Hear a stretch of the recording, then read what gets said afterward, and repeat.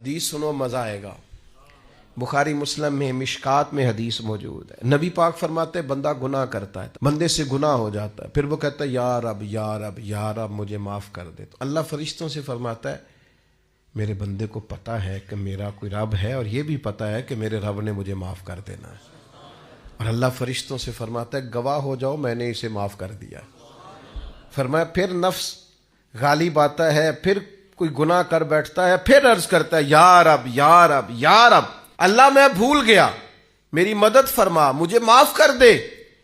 تو کریم فرماتے ہیں اللہ پھر فرشتوں سے فرماتا ہے میرے بندے کو پتا ہے اس کا رب بھی ہے، اور یہ بھی پتا ہے اس نے معاف بھی کر دینا، تم گواہ ہو جاؤ میں نے اسے معاف کر دیا ہے۔ تیسری بار حضور بیان فرماتے ہیں، تیسری بار فرمایا پھر بندے سے غلطی ہو جاتی ہے، وہ پھر بھول جاتا ہے، پھر اللہ کے حضور عرض کرتا ہے یا رب یا رب یا رب۔ تو فرمایا مالک فرماتا ہے فرشتوں میرے بندے کو پتا ہے کہ اس کا رب بھی ہے، اور یہ بھی پتا ہے کہ اس نے معاف کر دینا ہے، تم گواہ ہو جاؤ میں نے اسے معاف کر دیا ہے۔